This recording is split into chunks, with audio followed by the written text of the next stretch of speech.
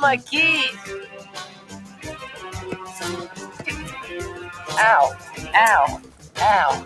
This week we saddle up for Rust, a Western that finally made it to the big screen after a long and let's just say eventful ride through the desert of production limbo. Directed by Joel Souza and starring Alec Baldwin as a grizzled outlaw named Harland Rust, this film tells the tale of a grandfather busting his grandson out of jail and making a break for the border, all while dodging marshals, bounty hunters, and maybe a few ghosts of the past. But does this Western ride high in the saddle, or does the onset tragedy cast too big of a shadow? Find out on Flick Flops. It's a very somber ending to that beginning, wasn't it? I mean, we cannot escape talking about that with this film, because I think regardless, that's part of the conversation of this film. Unfortunately, that will be the asterisk of this film. It will be. And without going into a lot of detail, I'm sure everybody knows. Yeah, if you don't, if you live under a rock or in a box of hair. Oh, boy. Yeah, I mean, sadly, there was an onset tragedy that happened. Helena Hutchins, yeah. We should always mention her. Sadly, a tragic incident, which you and I talked a little bit about the other day, that we don't need to discuss here. Yeah. But I'll say this. I was surprised that the film was finished after the tragedy. But I'd sensed, and I think you had mentioned to me that the family wanted it finished. In the documentary, right? About it. I believe the mother, that was the thought of, at least the work that she did on it should be seen. Yes. That isn't to say that there wasn't other motivations, but it's certainly a decent reason to finish it. And I don't know how much was done. I mean, I don't know how far they were into the film at that point. Right. And I don't know if you watched through the credits at the end, it does say that all the profits from this movie will go to the Hutchins family. Right. So that's good. And I think people will go see this movie, if not for the car accident feature of it, like they want to see. There's nothing to see. You know, I don't even think the scene that where the accident happened is in the film anymore. It's gone. Unless I did not see anything. The scene that we saw in the documentary that it appeared that they were shooting, I did not see in the film. So, right. And I think that's probably a really good call to not put that particular thing in there. So, whatever it was, it didn't affect the story because it was. Well, before we get into all of that, you want to do the Rotten Tomatoes? Rotten Tomatoes, Gary. Currently has this film sitting at 42 with the critics. And there's nothing for the audience yet. So I don't think it's out enough to garner any reviews. Maybe you and I could be the first one. We could put our review in there. Well, I'll tell you, as of filming this film just came out 2 days ago. Yeah.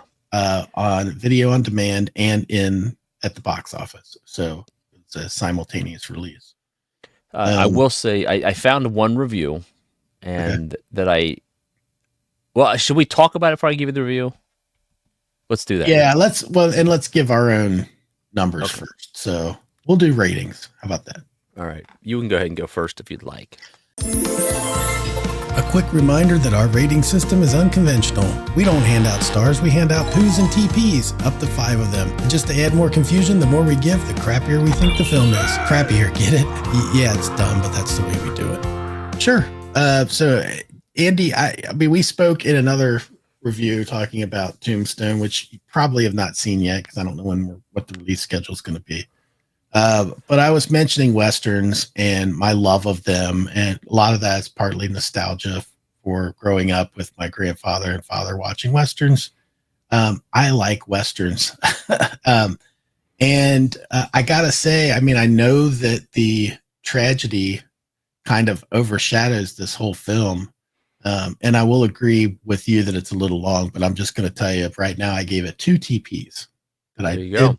For the most part, I really kind of enjoyed this movie. Okay. I come at it. I'm close. I gave it 2.5 poos. Okay. I'm in the middle on it because going into it, I knew, as we stated in the other review, Western is really not my genre. I don't dislike. I just don't ever. I never go to look for westerns to watch. I didn't know anything about this film. I had no idea why it was even called Rust. I had nothing to go on, and I thought it was an okay film. I don't know why. Like the questions I had as I'm watching is why was I don't know why it was even getting made. Like there's no great storyline to this film, in my opinion. You watch, I'm like, it's an okay story. Yeah. But I thought it was good. So going into it, I see the time on it. It was 2 hours and 19 minutes, and I started watching this at 10:30 at night. And I'm like, for the love of God, like how good can this be? Yeah. But I found at the end, I wasn't like I didn't keep checking my watch to see how much longer we had. I was like, I do want to see where this is going. I just think some of the scenes were just a little too long. You could have cut this a little better. Again, I'm not an editor. I'm not who you're trying to appease with this film. I understand that, but I'm just saying, if you're going to make a film and maybe it's me because I have a short attention span, I guess, but if you're making a film that's 2 hours and 20 minutes long, it needs to really justify that 2 hours and 20 minutes. And I don't feel that it did. I'll say this to me, and I'm kind of a fan of Alec Baldwin. I know he can be a real colossal douchebag, but I do enjoy a lot of his roles. You know, I think he's good at what he does. Sure. If you can separate his personal life outside of the films, I think he's a really solid actor, and I think his career dictates that, or garners that credit. I will say this: I think the person that stole this film is the little boy. Yeah. Oh yeah, for sure. That kid was awesome. I was like, this kid's acting is really, really spot on. He's really good. Yeah. So, yeah, I mean, 2.5. I don't know if I'd tell anybody to. I mean, my dad might like this because he likes westerns. Teresa would not like this at all. Yeah. You know, I would not recommend this for other reasons, which I can tell you about off the screen. But, I think I know. But it's a good film. Yeah. If you like westerns and you like Baldwin and kind of like your you had mentioned before, revenge. All westerns seem to be a little bit about revenge. Mm-hmm. You know, this plays well like that. Just a little long in the tooth for me. Well, it's. I mean, to not talk too much about the actual storyline, I will say that there's an injustice that happens, and you've got a character that's a major character in it that is facing some personal thing that's going on that actually ends up coming around at the end. Mm-hmm. So there's a character arc that's kind of built in. I'll say part of the length of this that, look, this film could have gone two different ways, and I think it went in the middle, and I think it missed out on an opportunity. I think the length of the film is partially because there's a little too much with extra characters involved. With the crowd of marshals and bounty hunters, you got the one bounty hunter that's going after him, and you've got a couple other people that are involved that are trying to go. It becomes a little muddied at some point because of that. Spot on right there. And I think if it stayed, if it should have delved into that side of it and either gave us a bunch of crazy like people chasing them, and you've got a bunch of different factions, which it would have become a little cartoony, but it could have been a cool action movie. Maybe that's not the best movie to make. The other end would be take out a few of those characters and focus just on the ones that the main characters that you have. I think the preacher character is cool, but it seemed more like an aside. Like, give us more of that. Give us more of just the marshals and cut out the other characters that are chasing him. And I think it's a better film. I think it went somewhere in the middle, and because of that, it kind of missed out. But there are ways you could have expressed the manhunt, without showing all the little sidebars. Yeah, I think there's one. Tara watched this with me, and she thought it was not bad either. With everything she sees, if a movie lands on the side of good for her, she's like, it's okay. If a movie lands on the side of bad, it's like that movie's garbage. So there's no in between for her. It's either okay. I don't think I've ever heard her say that movie is fantastic. Never heard that. But that should be a goal of ours to get her to really find one. Man, that movie. But she made a comment about the timing of now, and I don't really want to give any spoiler stuff away because I honestly, I think it's it's worth, even if just for the tribute of the lady that was killed on set. If only for, because she, I mean, I don't know how much of what's on film is because of her cinematography or whatever. But it was a nicely made film too. I don't know how many shots are her shots. Yeah. Look, that's one thing. That opening scene, the big broad shot. Yeah. And I thought, boy, if that's her work, because again, you don't know what was shot when and where. Yeah. But these broad sweeping shots of the wild, the West, so to speak. Yeah. I was like, this is pretty. It's pretty to look at. It's sweeping and wonderful. In the you think of these great films like in Braveheart and what was the one that Tom Cruise and Kidman did out in Australia with Far and Away, I think it was. Yeah. These grand sweeping just to show the vastness of the West and where they are. I like those kind of establishing shots, and those are pretty cool. And again, if that's her work, she's great at that. Yeah. And I thought there were some really cool scene shots in this film. But I will say one thing I did notice, and I could be wrong, but there were a couple of scenes that I was like, I feel like that was taken in the same place as the other spot we just saw that was miles away, Yeah. But the thing that just to go back to the Tara thing real quick, the thing that she mentioned, I don't want to give away spoiler stuff, but there's a timing thing that I think, and we could talk about off camera, where you wonder how the journey that they take, how does other people end up, how do they get, there's just a timing thing with the trek that they're taking, and I'm assuming that they're taking a wide swath of a path that allows for other people to catch up to them and whatnot. I'll leave it at that. But I did have a flaw too that I don't want to talk. I can't really talk about without giving something away. But I try to make a note to remind myself to ask you about something that plays out at the end, and I was like, well, that could have been, you could have did something similar earlier, and you said you couldn't do it. Yeah. And now you seem to be able to do it. So I know it's being vague, and if you're watching, I'm sorry, but we're trying not to give anything away. And what I want to talk about would give something away. Yeah, because I think you should watch this movie. I really do. It's worth seeing. Is it Unforgiven worthy? Is it Tombstone? I wouldn't say that, but it's a good movie. Yeah, we've watched movies that are way worse. way worse. There's movies we watched that as the credits are opening, I'm like, oh, this is gonna go bad. This is not gonna go well for me. They're at like, all. Okay, how many? Oh my God, it just started. Shit. So let's see. So I've got a few notes here. And I have a review. We've discussed the incident. I don't want to really go into that, but they resumed production in early 2023 with the support of Hutchins' husband, Matthew, who became an executive producer. It was completed with cinematographer Bianca Klein, who stepped in to finish Hutchins' work. Was a friend of hers, I believe. Could be. I think that name does sound familiar. In the documentary, I believe that when she was asked to do it, and she was emotional about it. I mean, that's really the rest of the notes are all related to that stuff, and I don't really want to get into too much of that because that's not our place to break that down. I mean, we have opinions, but that's not what this show is about. We're just here to tell you if it's worth watching or not, and I think we both agree it is worth watching. Yeah, Gary, I have a review from. Something tells me this person's not going to agree with what we just said. Well, no, he's not too bad. Okay, all right.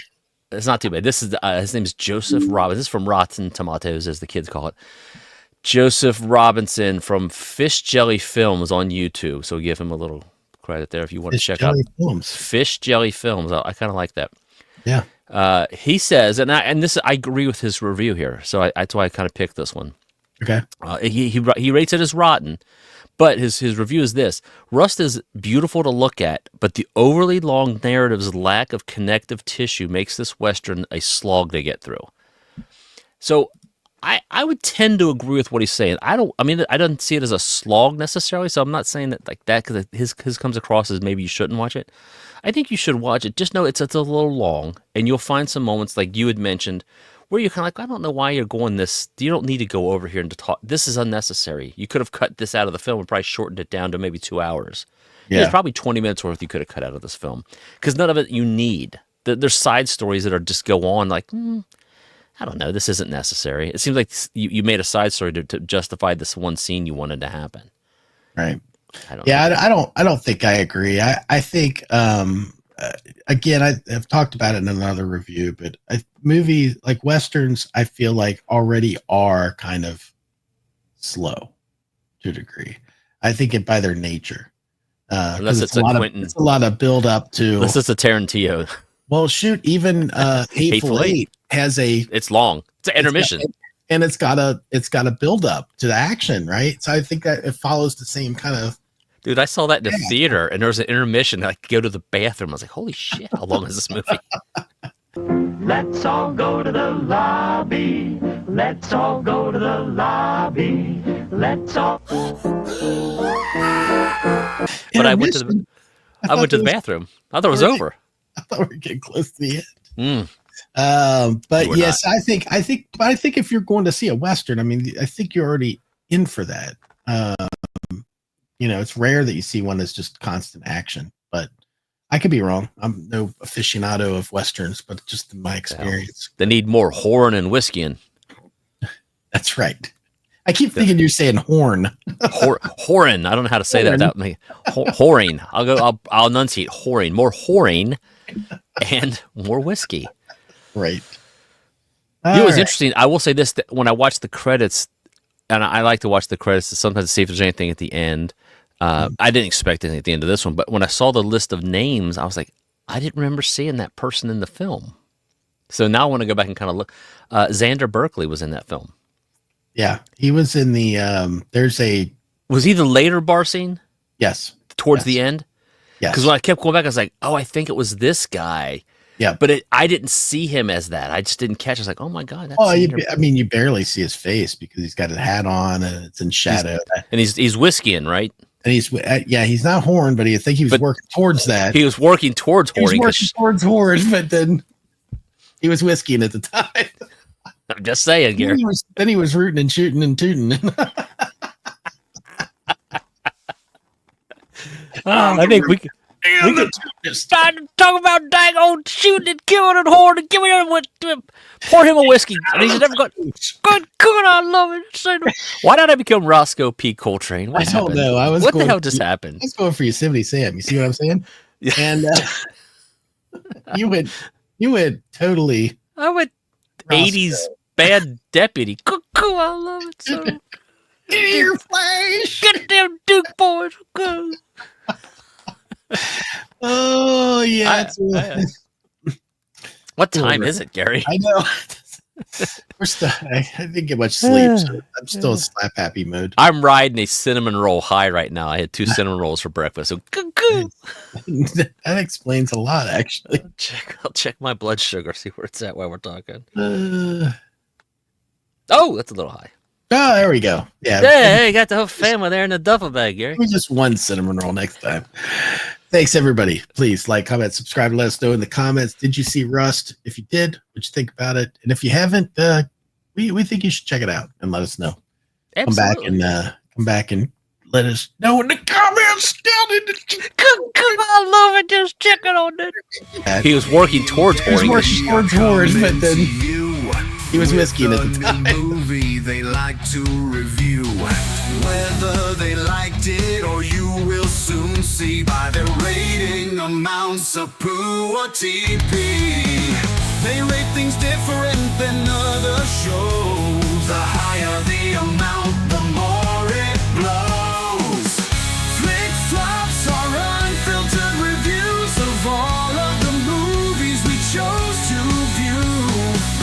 We love some and other we've simply hated. You can find out by how much we rate it.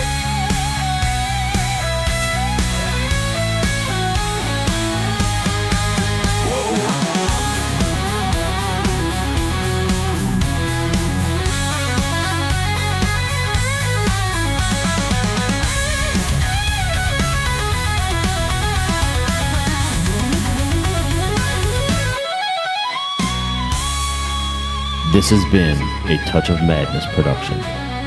Brought to you by the creative minds at Tommy Twins Media.